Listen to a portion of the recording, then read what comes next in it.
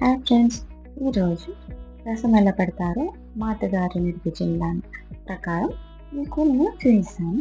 5 టమాటాలు కట్ చేసుకొని చక్కగా ఒక బౌల్లో వేసుకొని కొంచెం కల్లుప్పు, కొంచెం ధనియాల పొడి వేసి బాగా స్మాష్ చేసుకోవాలి. స్మాష్ చేసుకున్నాక జ్యూస్ లాగా వచ్చేస్తుంది. దాన్ని బాగా ఇంకొంచెం నలిపేసేసేసి తొక్కలన్నీ పక్కన సపరేట్ తీసేసేసి పక్కన పెట్టేసాను.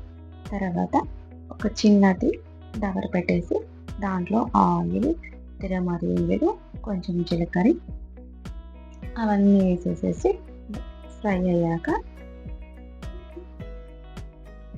ఎండుమిర్చి అవి కూడా వేసేసేసి ఆ తర్వాత మనం ముందుగా ప్రిపేర్ చేసుకున్నాం కదా టమోటా రసం అందులో పోసేసి తర్వాత చింతపండు రసం వేసేసి కొంచెం వాటర్ పోసుకొని అలా ఎండుమిర్చిని నలుపుకోవాలి. ఎందుకంటే ఒక కాయ పక్కన పెట్టేసాను, కారం ఎక్కువ అవుతుందేమో అని. కారం సరిపోయిన వాళ్ళు దాన్ని కూడా నలిపేసేసుకోవచ్చు. కరివేపాకు వేసుకొని కొంచెం అలా పక్కన పెట్టేసేయాలి.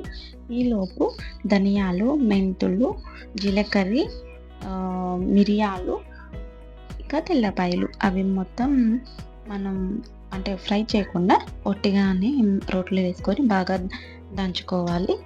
అలా దంచేసుకున్నాని మెత్తగా అయ్యేంత వరకు దంచుకోవాలి. అంటే మామూలుగా అయితే చాలామంది ఫ్రై చేసి అని దంచుతారు తొందరగా మెదిగిపోతుందని. కానీ మా అత్తమ్మ ఏమో ఇలా పచ్చివే దంచాలి అని నాకు చెప్పారు. అందుకని నేను ఈ విధంగా ట్రై చేసేదాను.